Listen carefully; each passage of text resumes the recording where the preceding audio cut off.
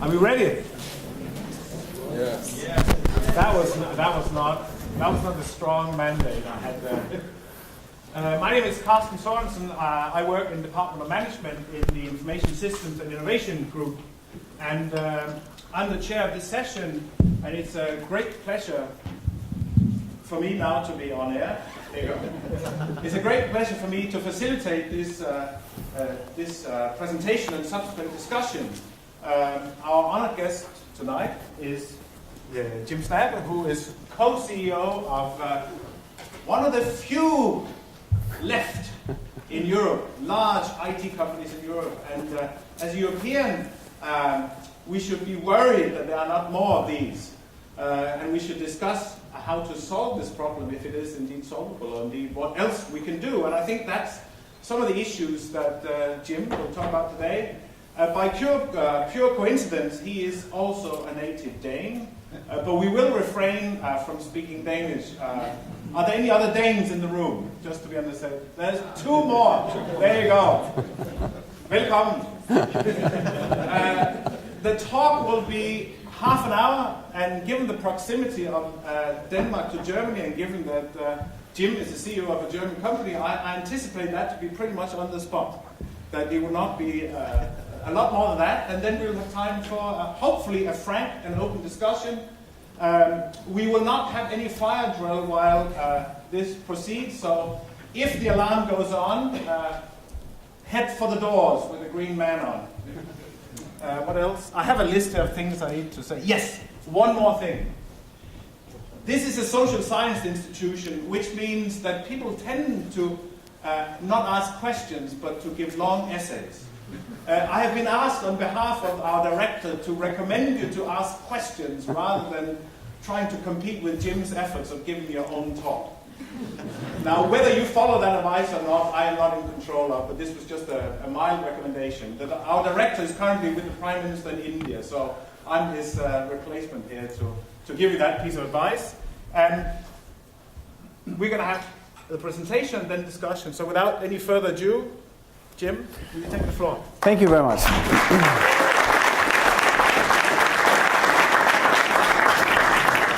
Thank you very much. It's indeed an honor for me to be here. I always felt that life is a lifelong learning, and to be back here is great for me. I am the co-CEO of SAP. Co-CEO means that, at least I try to convince my wife that it means that I have a half-time job as a CEO. That's very hard to get, but I have one of the two jobs in the world where that's possible. This summer, or last summer, 2012, I was invited to join the Olympic opening ceremony. Were anyone of you here? Did you see it live, or did you see it on television? So you know what I'm talking about. Just to remind you, first of all, congratulations, London, for an extraordinary event. Secondly, the opening ceremony made me think as a European and as a business leader. You will recall that this was a journey of development in Britain, starting with the rural era. You saw peasants working hard and creating value in the economy of the rural Britain. And then there was this massive transformation into a next phase, the industrialization, and this transformation was so strong built at that ceremony, and chimneys came up, and you saw the industrial age just right there, massive change, and you saw again industrial workers now working really hard. They created the 5 rings, and it was clearly value creation in a new era. And then came the digital era. So again, a radical shift, and for a couple of hours we had one big party. And that made me reflect as a European. It made me reflect on where did the value creation go? It made me reflect on this digital era of opportunity, which suddenly became a big MP3 party in Europe. It made me concerned about the future of Europe. And I want to talk about that. I want to talk about the digital era that I believe we have already started, and the implications that we'll have in this world, the challenges that we face in Europe, but also the opportunities that it may give us, not just in Europe, but globally in all industries. If you take a look at some of the facts, and you look at it from the dark side, we do have some challenging situations in Europe. From a growth perspective, we do not currently see a lot of growth opportunities in Europe. We are, of course, comparing ourselves with the rapid growth in China. It's interesting how China is discussing whether it's now 8 or 10%. It's actually irrelevant from a European perspective because it's still pretty high growth opportunity. Even the US, I don't know if it's in the DNA of the Americans just to be more optimistic. I think from a debt crisis point of view, they have more or less the same situation as in Europe, yet they are more optimistic and often find growth opportunities earlier than Europe. And if you look at how the growth over the next 5 years, the contribution will come from various parts of the world, there is a shift of world economy that is pretty radical. At the same time, of course, I'm very interested in productivity in Europe, and from a productivity point of view, it is very clear that if we just compare price per labor, it is extremely difficult for Europe to compete. In our industry, we can get 5 extremely well-educated people in India that are at least as good as what we can in Europe for the same price as one. That is the competitive situation that we have from a skill and labor cost point of view. And if you just use that as a metrics, even being very containing on the cost development on labor is not going to help. We saw this shift because of these labor costs. The labor cost arbitrage happened first from Northern Europe to Southern Europe, and then it all went to either India or China, manufacturing in China, and of course services into India. And I believe the next wave will come where Africa becomes a source of next labor arbitrage. I do not believe that we can compete when we talk about price per hour, and I don't think that labor arbitrage is the right way of solving the problem. It's a short-term opportunity. Now you add to that the demographic challenge that we have, that when I grow old, and I'm sure there's many years until that happens, there will be a situation in Europe where we have a very low population of young people who can be the opportunity for growth and creation of value in Europe. In fact, if you compare the numbers there, I spend a lot of time in India. There's more than 500 million people in India below 25. Think about that. So if you combine all of these things, you will see that, at least from a geographical point of view, Europe is facing a potential radical challenge. Now you add one very interesting fact of today is that we have unemployment among young, well-educated people. It doesn't make sense. And we need to fix that problem very rapidly.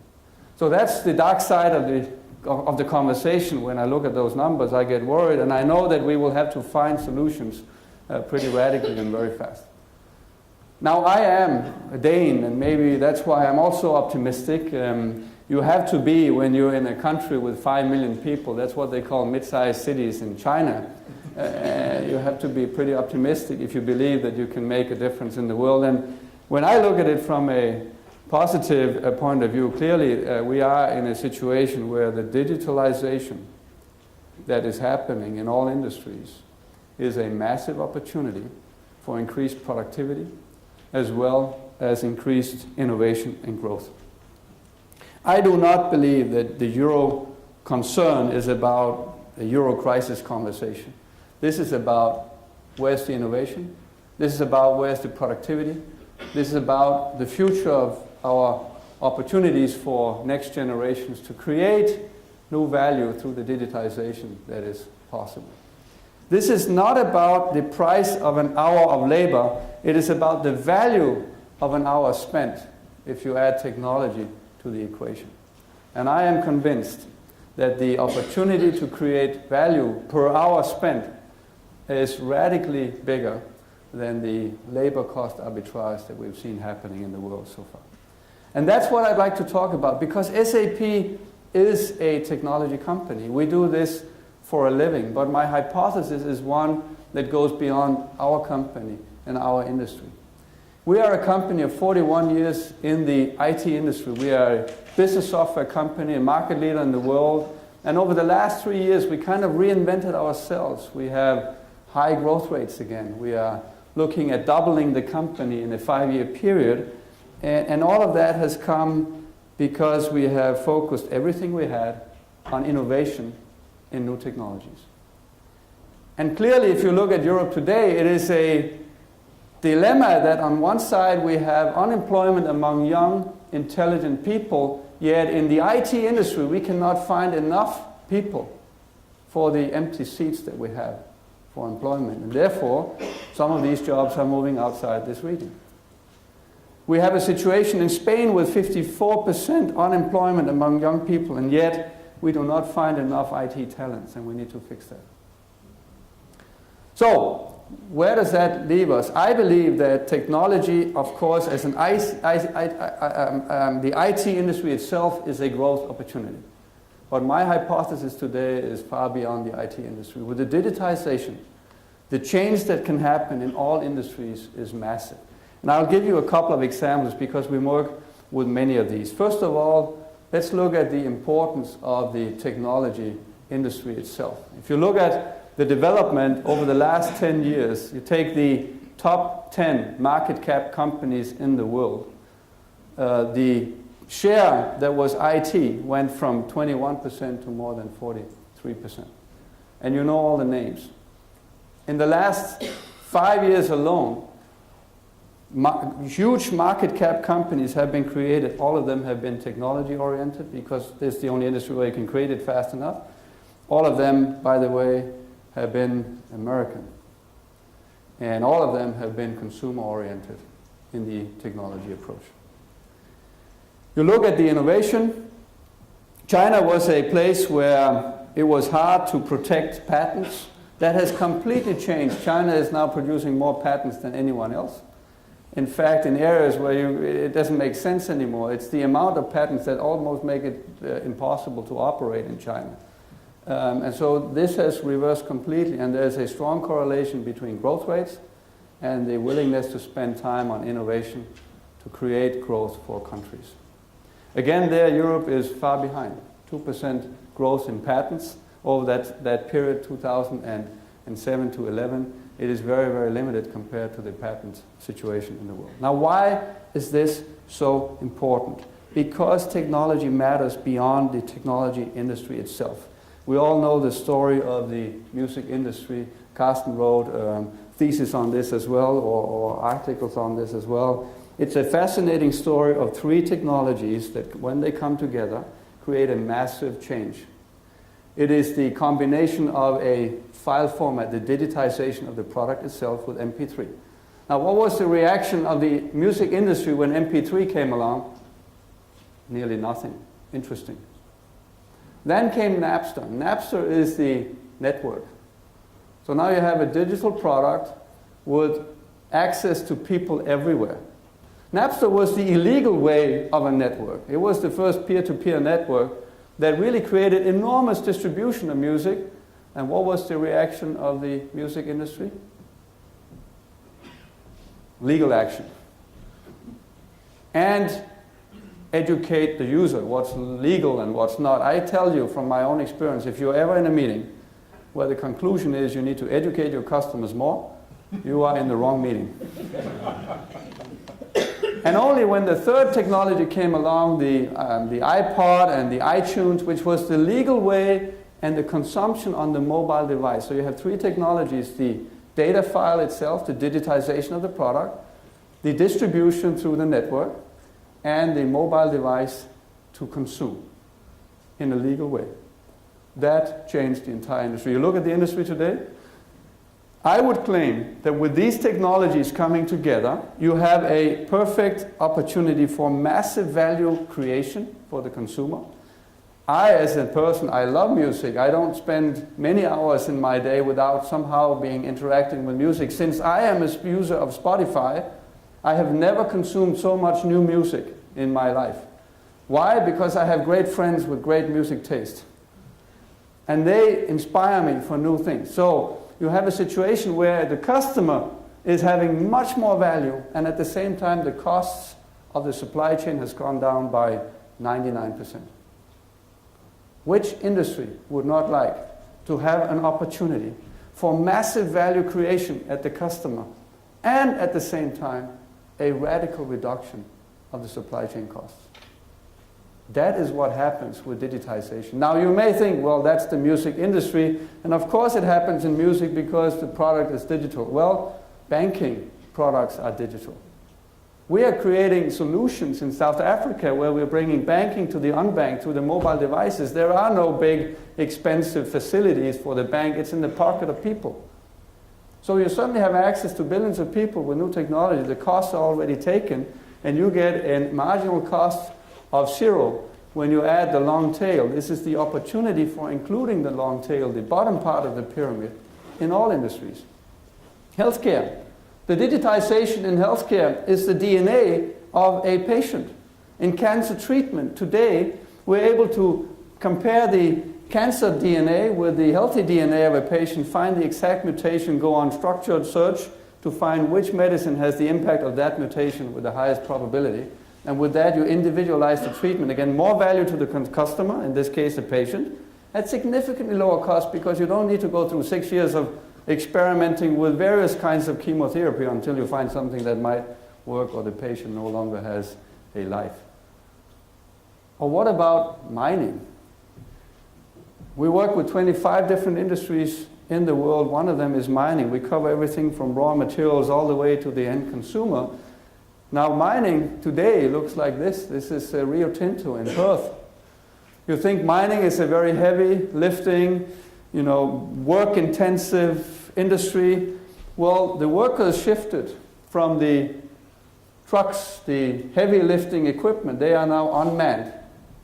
They are being operated by an operations center that makes NASA look like a kindergarten. And the skill to make all of this run is in a large data center that operates a completely automated mining all the way from the mine to the ship. Now, if you don't believe that digitization will happen in all industries, you have to look at that example. You find some of it on YouTube, and you will realize that this is happening everywhere. Now, with that, the assumption is that you can create massively more value at significantly lower cost, which is the next wave of productivity and innovation that is necessary. This is no longer about labor arbitrage, about the price for an hour. It is about the value of creation with 1 hour effort. And it creates a complete new set of opportunities and challenges, because my main hypothesis is we do not have the skills, we have not prepared ourselves for the digital era. And as you saw with the rural phase going into the industrial phase, there was a radical shift of skills needed. Well, I'm claiming that the same radical shift of skill is needed to take full advantage of the digital era. I am in the board of a very important hi-fi company in Denmark, Bang & Olufsen, some of you may know. Bang & Olufsen has perfected design of music and television, and their skill is an analog, mechanical skill. Well, guess what? In their future product, mechanical analog doesn't exist. It's all digital. So their new skills that they're going out to find in the market are digital skills that they do not have today. And this will happen in all industries. This is one of two big problems in Europe, the digital skill. We are facing a situation where we cannot find jobs. In Germany alone, there's an estimated gap of IT people of 40,000. You broaden that to Europe. In 2020, we estimate more than 300,000 jobs are unmanned with the current education that we have. And we need to solve that. I compare that to skills in India and China, very, very aggressive development. I'm claiming it's digital skills, it's mathematical skills, it's engineering skills. There will be a lot of jobs going in that direction, and we need to find ways to accelerate the development of those skills. We have taken an initiative at SAP together with other companies in the so-called Industry 4.0, which is kind of the industry, the manufacturing world that's digitized. There's a lot of skills around embedded software, around, of course, software in general, around digitization of value creation in products that are missing. We have created a so-called Academy Cube, which is the idea of an e-learning platform for unemployed young people in Europe to educate them on new digital skills. One way to accelerate this gap problem, or to solve this gap problem. We've experimented even with new ways of learning, with e-learning, of course. In memory computing technology, a new class of database technology is extremely well suited for e-learning. We have put a class together with the Hasso-Plattner Institute in Berlin. In one class, like this, 10,000 people signed up from around the world.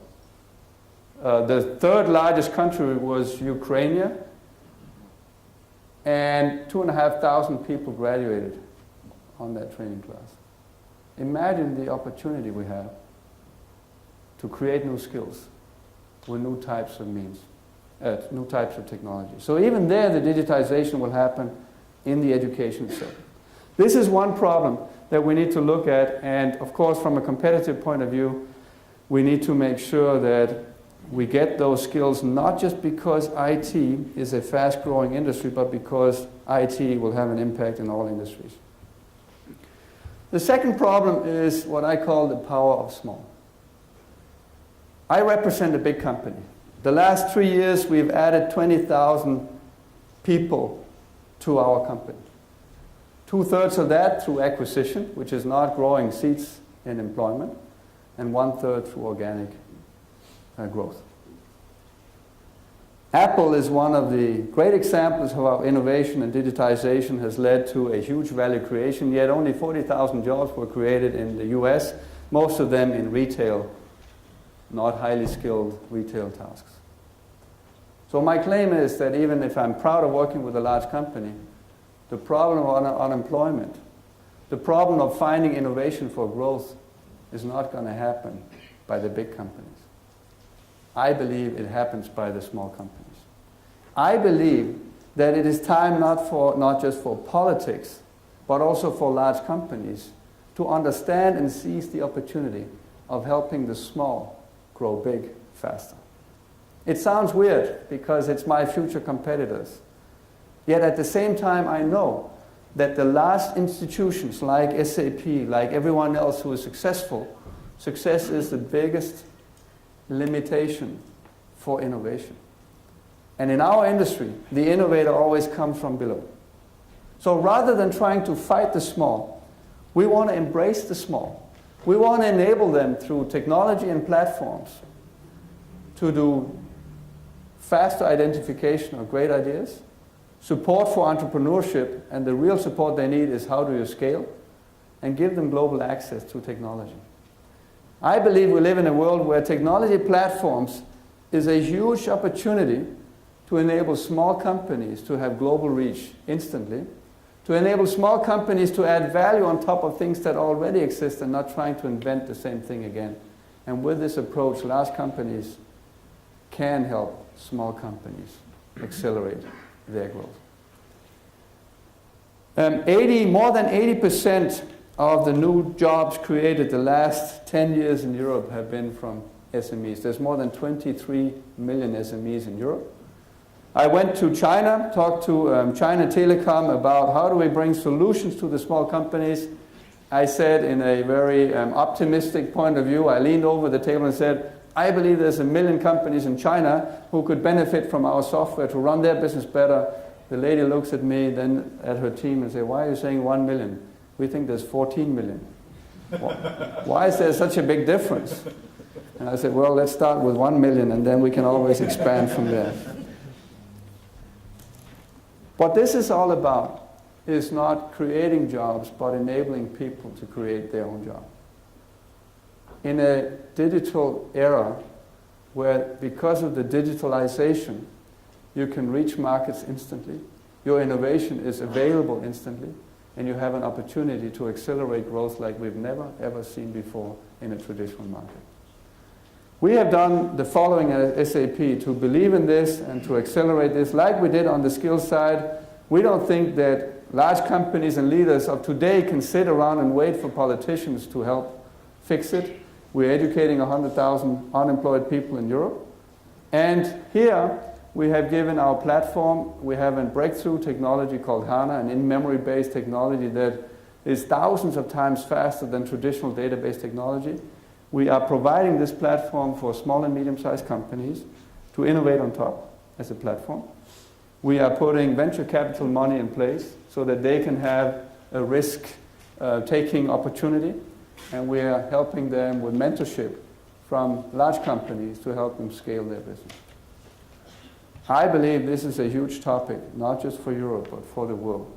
And one of the most inspiring people I've worked with is Professor Yunus in Bangladesh, who is providing microfinancing to women to create jobs around them, and with that solving the unemployment problem, because large companies will not be able to do that themselves. We should cooperate, co-innovate at large scale. So let me come to an end before we go into the discussion. Next time there's Olympics is going to be in Rio. And after that, it's still undecided. One of the cities that have applied is Madrid. And it's quite interesting with the current economical situation that we have in Spain. In 8 years from now, my kids will be the age of many of you. They will be looking at, what am I going to do as a profession?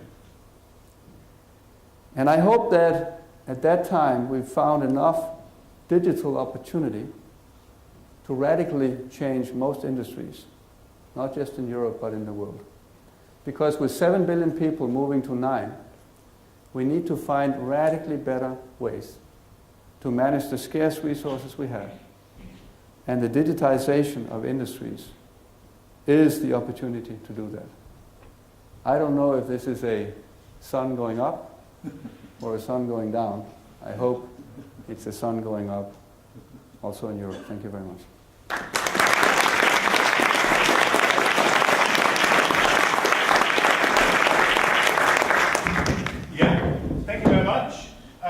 Before we go on to questions, I just want to remind you that this may or may not be recorded and transmitted on the internet. So you're all liable to the various laws of your own home country, at least for this country. So and also, whatever you say may be recorded and used against you in a later date and time.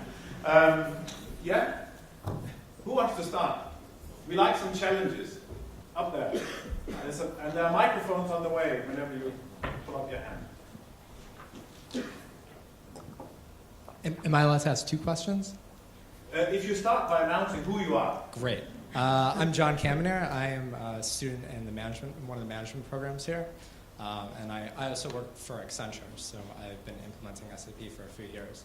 So I have 2 questions. One, you mentioned a radical shift in the demand for different skill sets to foster the digitization processes.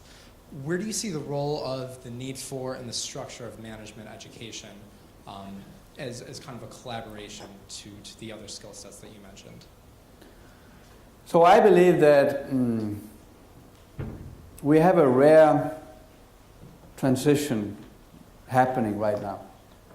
Not all generations get to live through a radical transformation. Most get to optimize current assumptions. And I believe that the biggest challenge for management, including young people like yourselves coming out in management, is that you need to radically challenge existing assumptions. Because otherwise what you are doing is you're creating incremental improvement. And if you see what happened to the music industry, or you see what's happening to the other extreme in mining, these are not incrementals. These are pretty radical adjustments to business models. We have embraced a methodology called design thinking. I know, Carsten, you teach also in design. Design thinking is our way of trying to cope with the challenge of innovator's dilemma, that you are part of the problem yourself, and only if you are able to think beyond your current assumptions can you change the way you do things. And if you look at how we've been reinventing ourselves, a very, very successful company, normally companies don't reinvent themselves unless they're in a massive crisis. In our industry, an IBM that had to let go of 200,000 employees, can you imagine? And rethink their business to become now a services-oriented company, or an Apple that almost went bankrupt. We shouldn't forget that. And only when they were almost bankrupt, they did the change. The question I have is, what are the management skills coming out of this school that enable radical change when you don't have to? When it's an opportunity-driven transformation that's radical and not a fear-driven transformation. You have the guts to do that more than anyone. That's what I would hope management education would do. No, I had one more. Sorry. A lot of your core business has been around the ERP system over the past 40 years. Where do you see that as in the future as part of your core business? Do you see moving to different technologies? You mentioned HANA. With a lot of the multinational companies already having an ERP system in place and that kind of being saturated, do you see that as moving ERPs to small and medium-sized businesses, or do you see a shift? I see a radical shift, and in many, many ways what we've done the last 3 years is embracing that shift. We took a step back in 2010 when we got the co-CEO, Bill McDermott, and myself in office. We often have an opportunity to take a step back when you have a change like that. We took that step back and said, what is SAP? Successful company, market leader in ERP. We should be proud of the fact that we know how to solve business problems in 25 different industries. You guys should know that there is a 73% likelihood that if you drink a beer tonight, it's produced in an SAP system. So every time you have a beer, think of SAP. Most planes in the air are maintained with SAP software, nuclear power plants, utility systems, banks, insurance companies. I mean, we touch probably 65% of world transactions. But we also said, while that is very important, that's very relevant, it's not where the future is. And we made a radical bet on 3 hypotheses in 2010. We said the mobile device is a nice consumer toy, but it'll become the preferred way of interacting with business information and interacting for business people. We said cloud computing is the opportunity to simplify the consumption of complex systems so that you don't have to go out and implement at clients, but they consume the software directly. And with that, radically accelerate the adoption of technology. And probably most importantly, we said the disk is the slowest part of a computer. Let's get rid of it. The Stone Age didn't end because we ran out of stone, but the disk age will not end either. Memory is 10,000 times faster in a world of exploding information. Probably the information created by humans will be doubled every 18 months. We cannot sit and wait for computer systems to come back with answers. We need the Twitter sentiment analysis immediately, so I know whether my new launch of a product is relevant. I need to know what will happen tomorrow, not report last quarter, because otherwise I'm getting irrelevant in business. Those were the 3 technologies that we bet on. If you look at our company since then, 12 quarters of double-digit growth, and ERP is the smaller part of our portfolio today. It's a very important part, but it's the smaller part. Why is it important? Because companies still need to report in a compliant way what's going on in the business, but that's not where they get their differentiation from. And with these new technologies, we move to the front line of business. We're empowering workers with information and mobile devices to take the decisions in front of clients. We're even reaching out to the consumers in new and very advanced ways. That's the transformation we went through. And it required a lot of rethinking of who we are and what is our role in this world. So ERP will still be there. It's just not going to be the biggest part of the value creation from a company like SAP. Yeah, I think we have Julie first, and then next to Julie, and then here.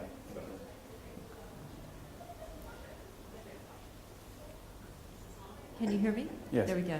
Julie Meyer, I run Ariadne Capital, which is a venture firm here in London. And I'm fascinated by SAP's success because it does touch so many transactions. But it seems to me that we've moved, the world today is driven by networks. And so it's not just about buying and selling. It's not about, big is relative, because actually every transaction is a multi-stakeholder transaction. Every industry or vertical has really moved to become an ecosystem. And so what we see, and the reason why some companies like Apple or Google are leading, is because they're driving the economics of their ecosystem. Yes. And so they're determining which share in the transaction, who gets what share. Right? That's what Jobs did in music and telecoms. And as a result, that's what's driving their amazing performance. Now, I understand SAP facilitated a lot of Apple's, the back end of that, but didn't take actually a share of the economics. It was not part of the, the cut and so forth. So when does SAP move its business model to actually wanting a share of the economics in each of the transactions? Because that strikes me as explosive growth. Yes. If you can align yourself, and also to be then a driver of the economics in these new digital ecosystems. I think that is an extremely important point. Where is this world going? I think the value of the network has shown to be there. As often, these trends start in the consumer world, and then you think about what can I do in a business context. The mobile device was a consumer device.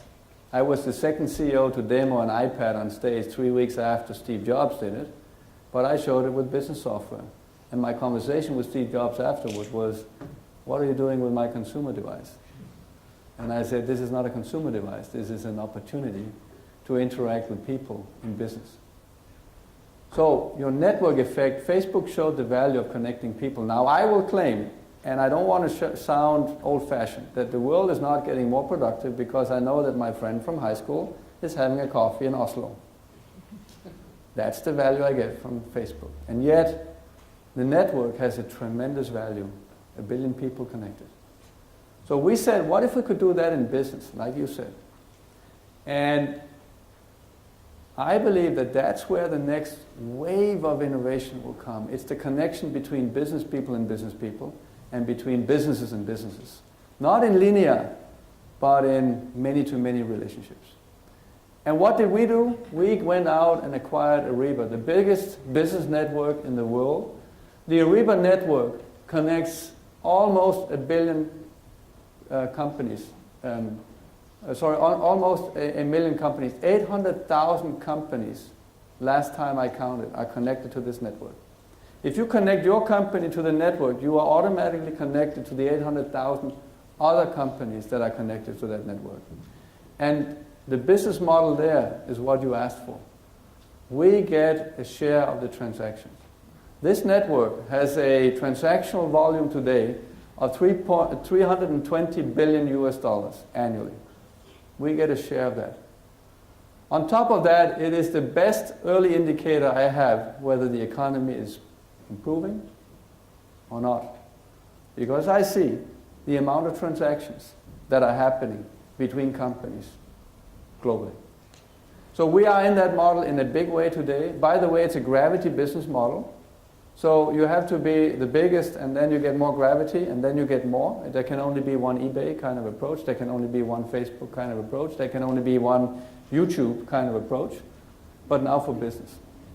And we think the next wave will be the people-to-people interaction. Think of it as the Facebook for the enterprise, just not with, I'm having a cup of coffee, but how do I get my 50 people to work on the project to innovate for Procter & Gamble or to buy a company, where we're sharing information in new ways, which is not email, because it's one of the most inefficient ways of keeping a team up to date on what's going on.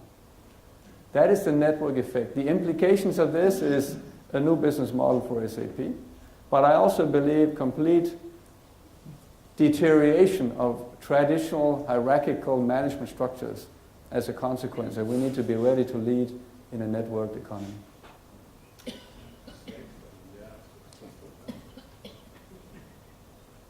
Hi, my name is Danny D. My question is, to what extent Africa is affected by this rapid digitization or digital revolution? And don't you think there is a relationship between democratization and this digital revolution? How can we overcome? Because most African countries are not yet democratized. They limit internet access, Facebook, Tweet, all these social medias. Can you quantify what are the potential, for example, if I want to go to this field, how big is the potential in the whole continent of Africa? Thank you. I believe that the implications of the digitization is that everyone is connected and everyone has a voice that's equally strong. So if you have something relevant to say, there are listeners in an extent that you've never had before. And the riots in North Africa was an extremely perfect example of how connecting people without a leader could cause a network to coordinate activities. I believe that the implications is in business, a very strong empowerment of individuals, a huge contribution from individuals, but also a much bigger responsibility. And I think the same will happen in society. Now, you are mentioning some countries where they are limiting the availability of this technology. My experience is that the mobile technology is very hard to limit. And you see some of these countries actually leapfrogging a generation of technology directly into mobility. For me, that is the biggest democratic movement in the world, the access to the mobile device to anything that happens in the world. It is also the infrastructure that helps small companies connect to customers everywhere through the Ariba network that we acquired or directly in other ways. So yes, I agree with you. And I do not think fundamentally that you can stop a technological wave like this, even with the biggest attempts from political side. It's impossible. So I feel good about that. On one side, I also believe it's a huge responsibility that we all carry because our voices are heard in a very different way. And we carry, and I believe in self-regulating systems as the only means to do that. You need some frameworks, like in cloud computing, you need frameworks, you need security levels, not at consumer levels, at enterprise levels.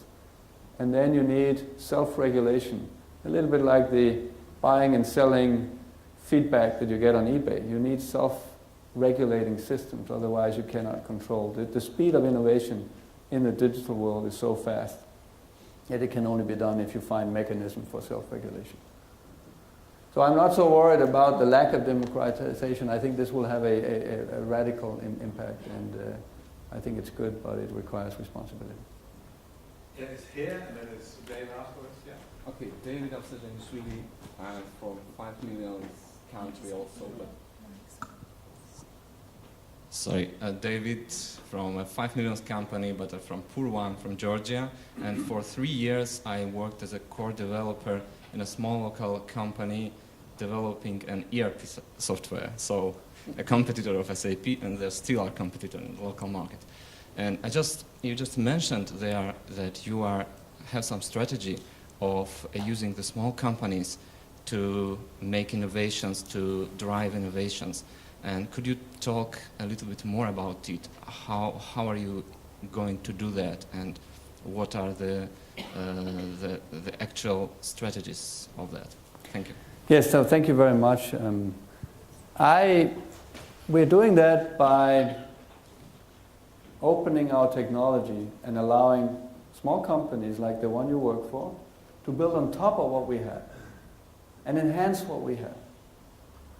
The implication is, of course, that you are not necessarily competing with the core of what we do.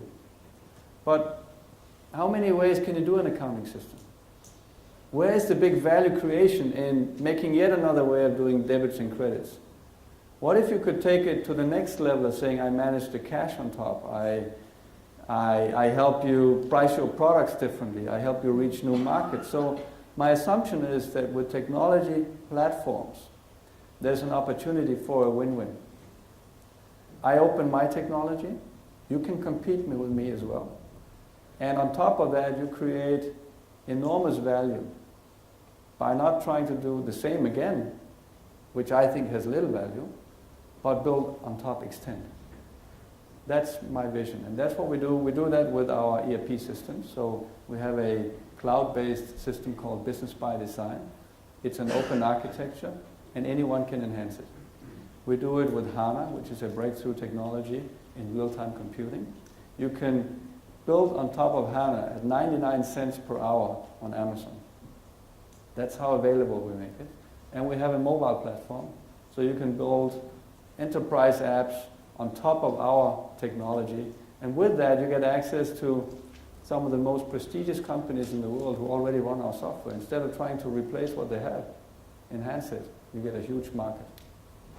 It's exactly one of the arguments we made recently against Apple's own apps is that it would be much more innovative if it didn't offer its own apps on its own ecosystem, that it should stick to offering the ecosystem. And its own apps is actually hindering innovation. So I think, watch this space. Yep, Dave Gibson. I don't need a microphone. Sure. Okay. You don't want to be on the web, huh? Dave Gibson. I run change management at Cisco for Europe, Middle East, Africa, and Russia. My question is not a question. My question is to see to have two Danes on the stage who have what I think to be opposite views about one thing.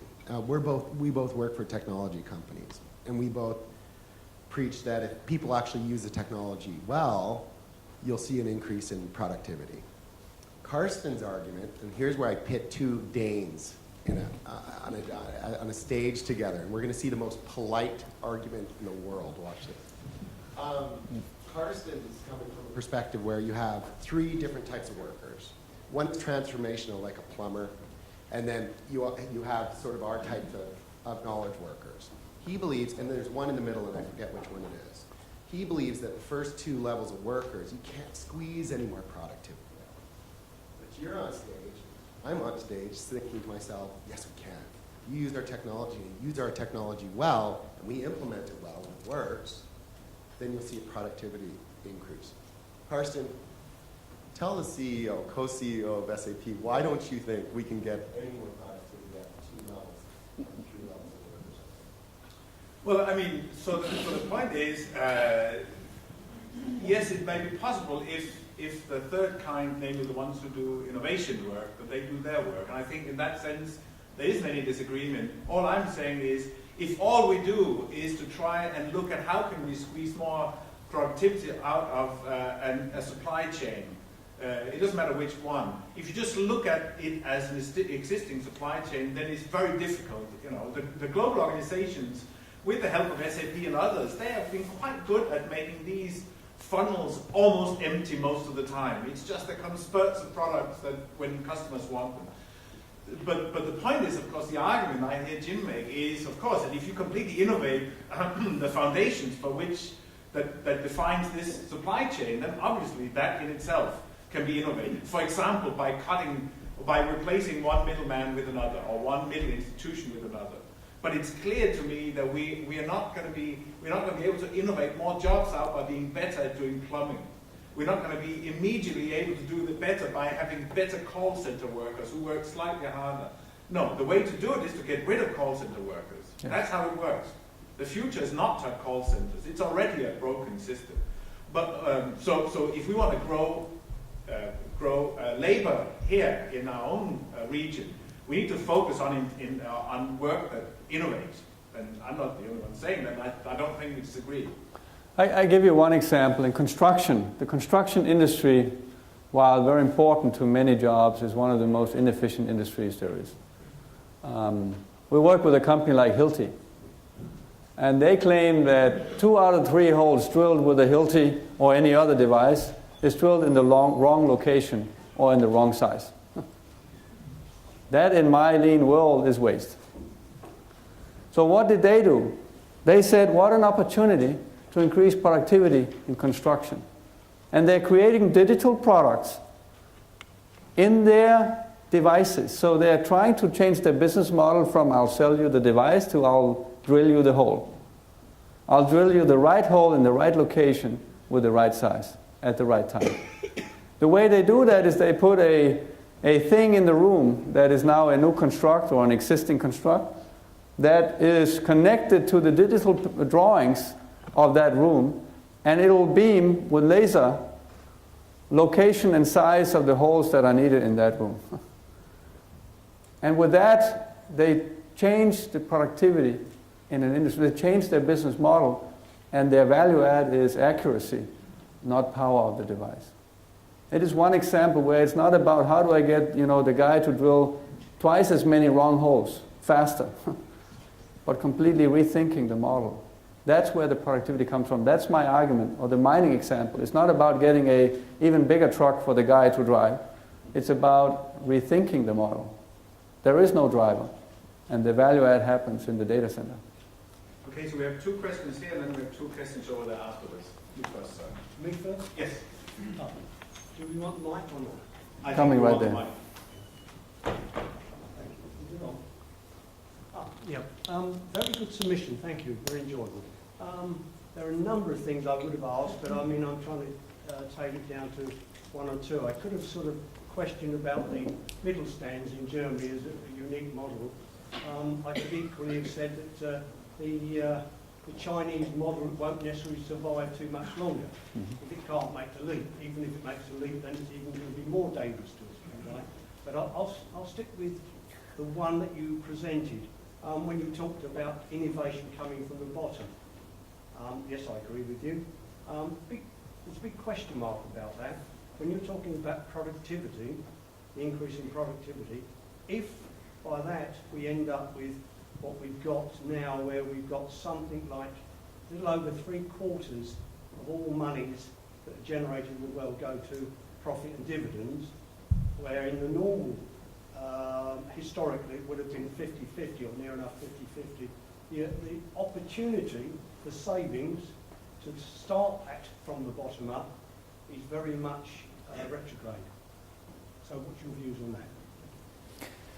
Well, I mean, that's a long debate also about how wealth is distributed in the world. I'm thinking about how it doesn't make the savings, and savings are the thing that gives this chance from the bottom.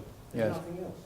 I would put it maybe in the following way. It's clear in my mind that through the economical opportunity and the forces around economical opportunity, there is a great motivation for people to do things. So you need and I think we've seen attempts to plan things out is very hard. You need kind of put the frame and have enough incentive for people to do the right thing. That's one thing. I believe, by the way, that's a way to solve the sustainability challenge as well. Why are we taxing labor so much? Why don't we tax more the resource consumption? Is a way of rethinking models to try and incentivize people for the right thing. Secondly, I believe, and that was my point, that large institutions, of course we create value. We are making 5 billion in profits at SAP. We have a very high margin type of business. But the large institutions cannot capture the long tail, is my assumption. No, but I was just thinking, sorry, am I on? Yeah, go ahead. What I was thinking is, as much as the productivity in a company like yourself destroys other jobs elsewhere, reasonably so, the ability for them then, or other ones to come up from the bottom from that destruction, is obviously is lessened by the fact that the distribution of the wages, right, they're not allowed for the adequate savings, because any of these youngsters here, if they want to start a business when they leave here, if you go to a bank, in fact the bank would feel, well, what have you got to contribute? What's your savings? And this is quite normal. This is how I started. Sure. We've all taught in rooms like this about economics of scale. I'm arguing a world where through the digitization we can deliver the long tail by massive innovation of the small, and there is no better opportunity than in a digital world to be a small company and have global impact. Look at the little Finnish company that created Angry Birds. Anyone knows about Angry Birds? You've probably seen someone play it, right? A little Finnish company. There is no other time in history that a little Finnish company like that within a year became world famous. That is only possible, no, but there's many, many of them, and I'm arguing, if we don't embrace that as large companies, allow that, we also lose. That's what I'm arguing. You need millions of them. Yes. Okay, yeah, we have in the front. I'm Sasha. I study maths with economics at LSE, so I'm completely pro-tech, love innovation. But one thing, when you were talking about the middleman, when you take him out, when the plumber disappears and something else does its job, what happens to the plumber? Do you have a plan for the plumber or the miners or that middleman? Pimlico plumbers, they make over £100,000 a year. So join Pimlico plumbers. Be a good plumber. Be the best one ever. I believe you have an extremely valid point because, of course, mathematically you can calculate that there is old skills and new skills. The problem is that often it's hard to move from the same individual to the new world.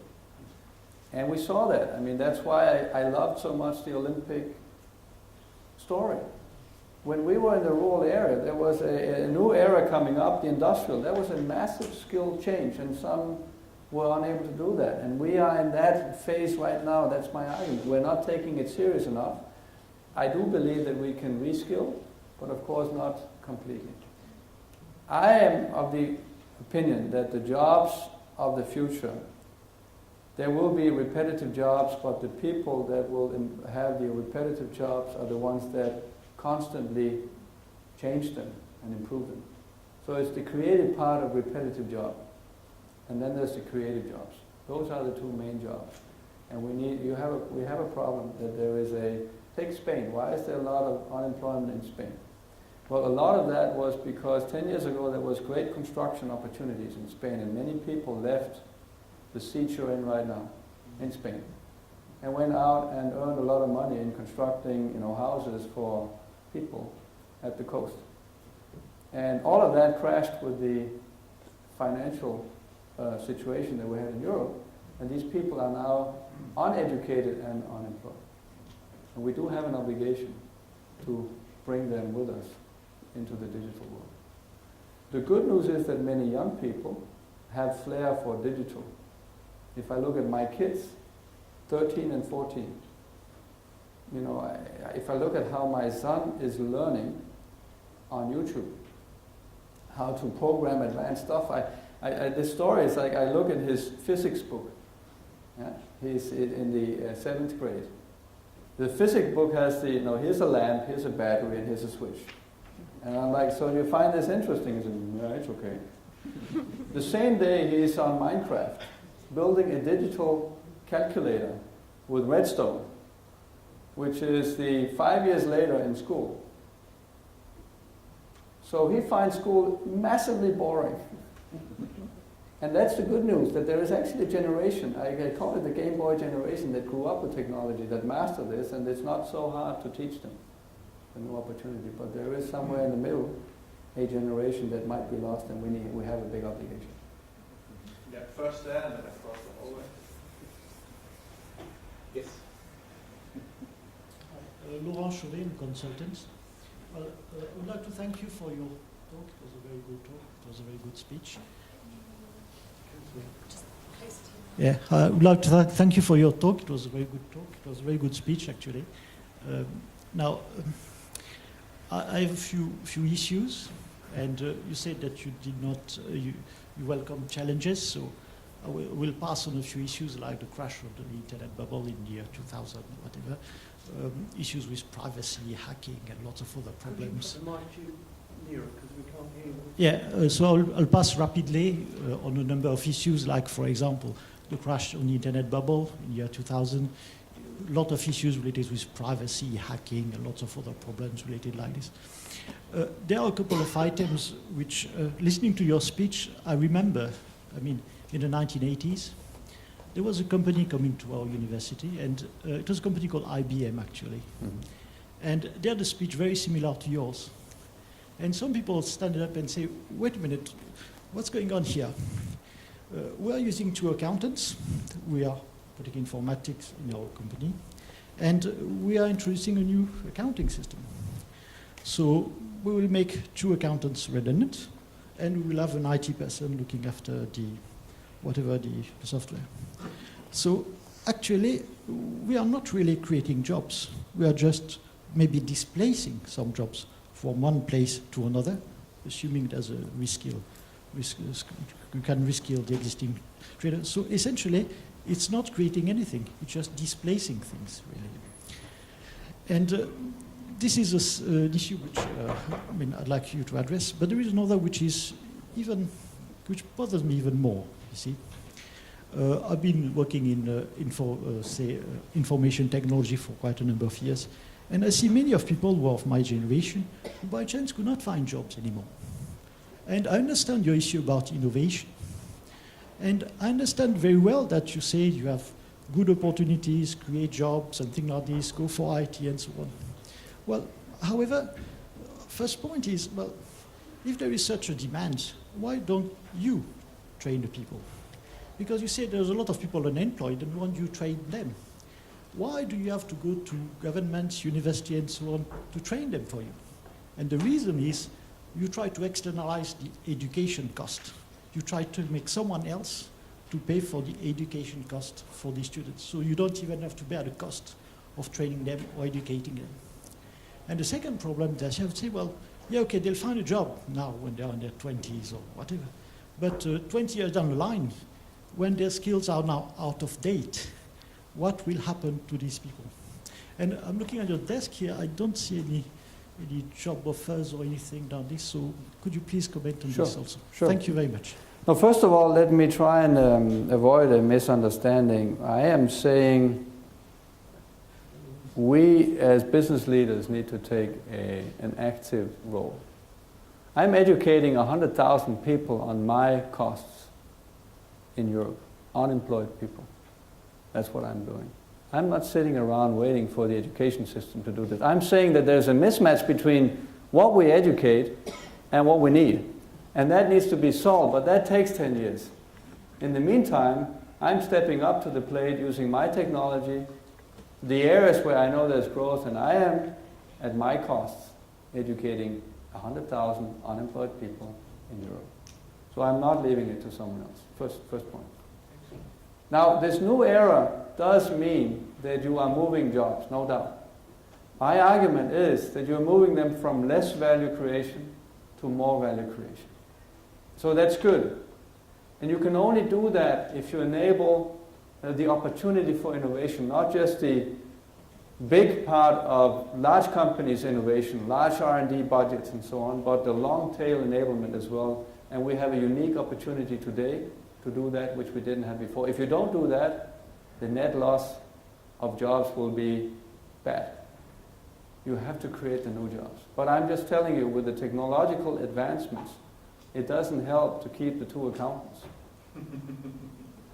I am arguing, also as a company, as a CEO, if I could switch the 2 accountants with 2 software engineers that innovate, I create value for my company and my shareholders.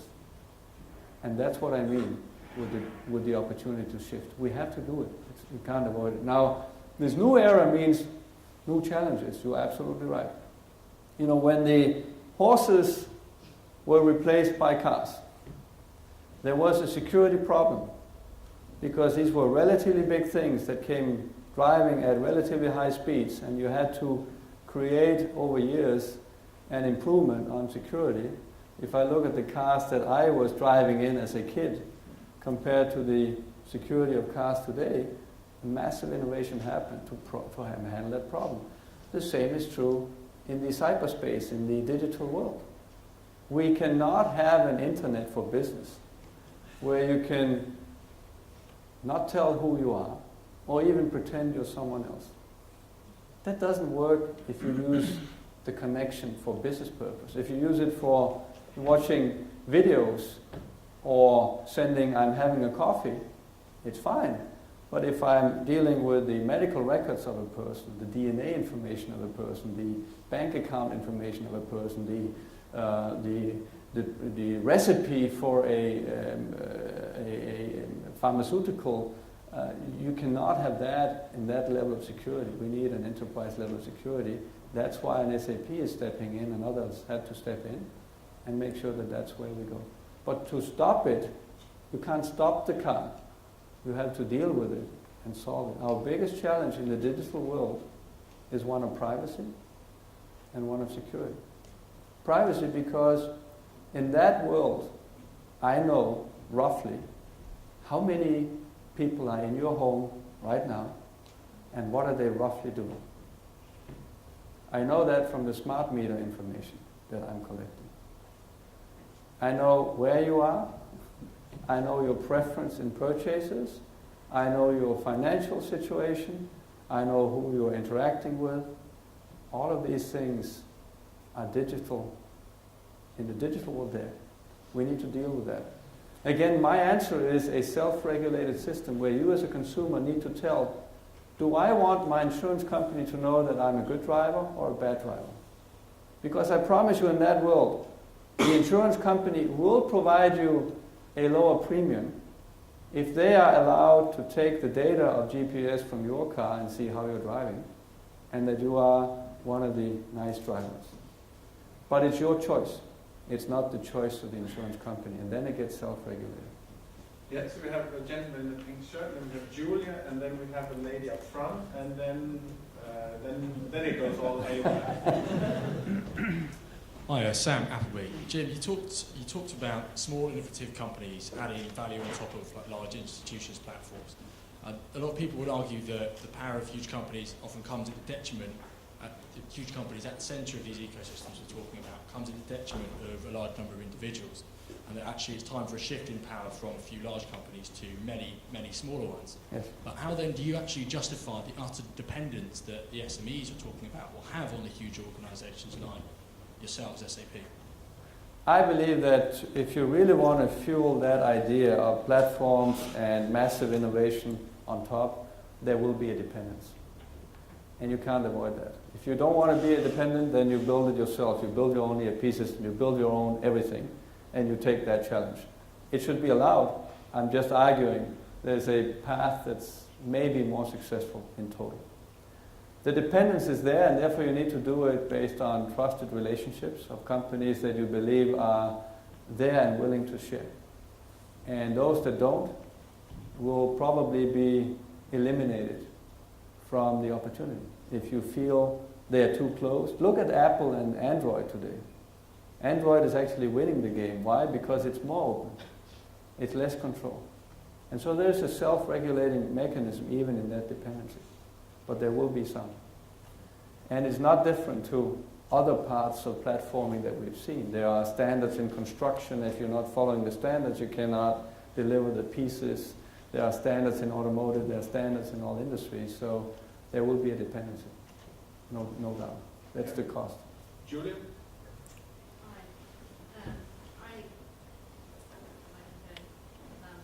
Just to pick up on the self-regulating systems, which I completely agree, and I was struck just last night with a very good friend of mine who's Greek, and I was asking him what the status of Greek social life, entrepreneurial life, and so forth, and he says never before has he seen such an explosion of startups. And I kind of drilled into that, and he said, well, it's been 20 years since Greece joined the EU, etc. And people understand now that the government really has no money. They have to rely on themselves. And I thought, what a happy place to get to, right? So I think that back to that structural change that you were talking about, horses to cars, what seems to me is that the social contract between the government, the individual, and business has shattered. And that there's a new one which is emerging. And I think it can only be, it's essentially a self-regulating mechanism. And I think technology is driving that. Technology is not an industry, it's a layer which is empowering people. Mm-hmm. So therefore, if we agree, the question is, do you agree with all that? Could you imagine a future where Europe shifts dramatically towards the individual in a much more libertarian approach, and we reduce government as a major actor in people's lives? Because really, what is it except an intermediary which takes our money and redistributes it, albeit in a very perhaps beneficial way? Some people would say it's very beneficial and other people wouldn't. But if technology is that layer which is driving prosperity and empowering individuals and self-regulating systems always, then how can it be that we would not reduce the role of government in our lives and really free people through the use of technology? I think it's a very deep and relevant question, first of all. I do agree with many of your aspects, but I am also realistic enough to believe that the role of government is to set a framework that makes sense. And I give you one example in Europe. Cloud computing is the fastest growing category in our industry. It is a massive simplification for the customer and hence an opportunity to accelerate adoption of new technology. It is also a much better way to innovate because you innovate once for everyone, whereas if you're on the on-premise world, you need to go to every single customer and make them upgrade to get the new innovation. So it's very, very efficient. Now in Europe, we have rules and regulations by country. These are data protection laws, many of them written in the 50s and 60s, where cloud was something we used to describe a weather condition.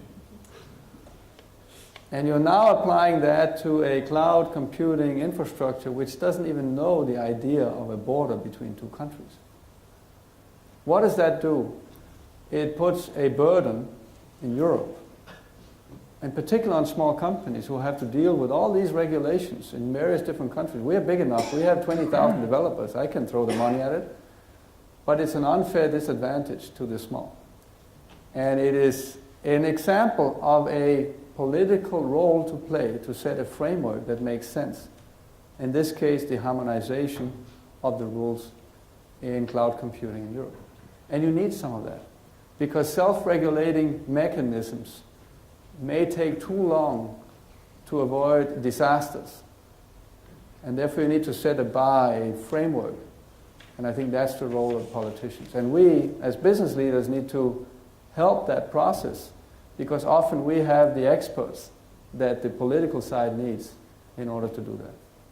And there are certain tasks in the world that will only be done centrally, and therefore there will be a tax system and there will be a distribution of money. Will there be a reduction of political influence? I certainly believe that right now there's an enormous fatigue on politics, even on business leaders. And therefore I'm arguing in a very strong way, business leaders of today need to take a much stronger responsibility, not just for their own business, but for the impact they have in society, and those leaders will have a chance. I also believe that the political system, in particular in Europe, is challenged by, if you had a governance model like that, like you have in Europe, in a business, you would claim that this is not going to work. If you take the financial system, for instance, in Europe, you basically had a set of rules with no ramification, no opportunity to penalize if not following the rules. And that, combined with the risk-taking of banks, broke down the system. And so now you're beginning to install some governance elements in the financial system in Europe that if you don't have, the system will not work. So yes, I do believe there's a role for politicians. I do believe there needs to be a much closer interaction between business, research, education, and government. And I think it can happen in networks where people take responsibility. Yeah, over there. And then we are not only just in time, we are just in a bit before time. So we will finish 10 to 8 sharp. So that means any last questions, I'll take 3 in one row, and then Jim will answer those as quick as he can within the time allotted. Thank you. Go. Okay, yeah. So my name is Zuzana Varga, and I taught at the accounting department here. Now I'm at the University of Leicester. So I'd like you to talk a little bit more about your strategy in financial services.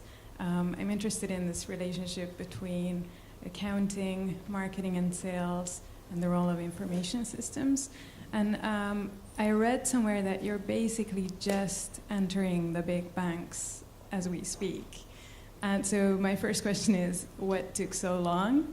And the second is, you gave all of these compelling examples of how you also changed the business model in the process of, analyzing and cost and value relationships, which may be an answer to the first question. Is like the provocative version is, were the banks afraid that you're going to be messing with the business model, and where is it going now as you see it?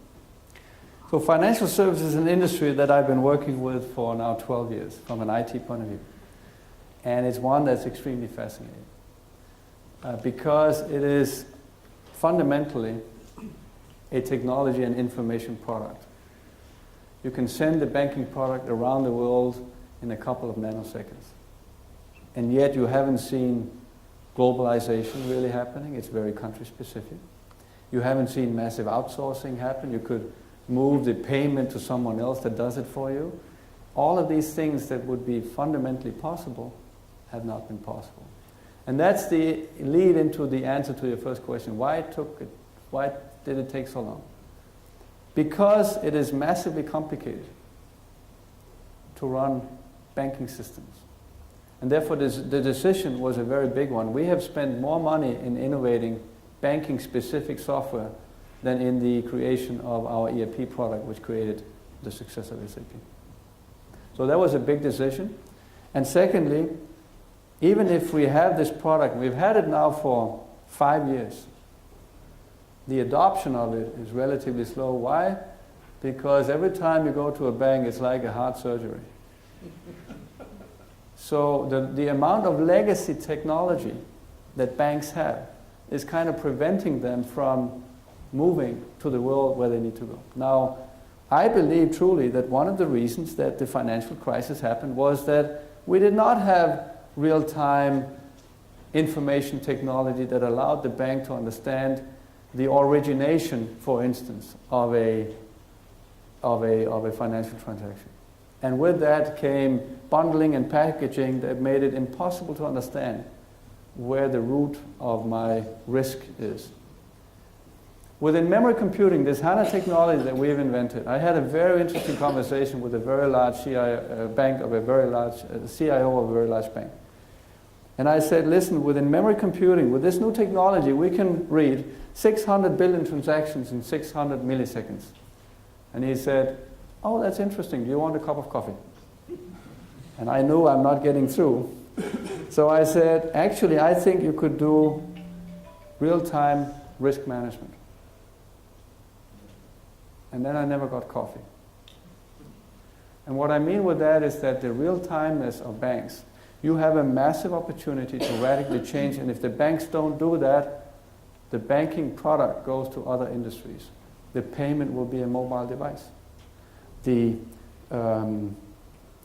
infrastructure of banks is legacy. They have to be replaced. The banking, I see large banks in Europe trying to get rid of the unprofitable customers. Well, at the same time, we're bringing banking to the unbanked in South Africa. How is that possible? It's technology that enables the zero cost of a marginal addition of a next banking customer. In India, we're working on retail systems where the whole system, including everything, is $100, and every time you use the cashier, which is an iPad kind of thing, you get a microfinance of every euro you put in there, you get a microfinance of €1. Otherwise, they won't even use the device. These all technologies will radically change banking forever. And if banks don't take the lead, they will be eliminated in many of their current services. Now, why can they still survive that? Because they are supposed to be the trusted advisor, the company that you're willing to give your money, like the Postal Service is the trusted transportation company that you're willing to give the most precious confidential letter to. And therefore, I think there is a future, but it's a technology-driven future, and now we're in a big way. It is the fastest growing industry in our portfolio since 3 years. I am terribly sorry. I promised you something I couldn't keep, but my timekeeping up there on the wall is wrong. It is now 10 to 8. We have another appointment, so I'm terribly sorry. You can write Jim an email. It's jim@sap.com, I assume. Before we finish, if you're more interested in these kind of issues, in particular on digital infrastructures, platforms, and ecosystems, then we made a small website called digitalinfrastructures.org. There are 10 YouTube videos where we present our findings on these kind of issues. They're very funny. I'm not in all of them, so they're even interesting. With that, I just want to really thank all of you for showing up on a Thursday evening, and in particular to Jim. Thank you ever so much for a very interesting presentation.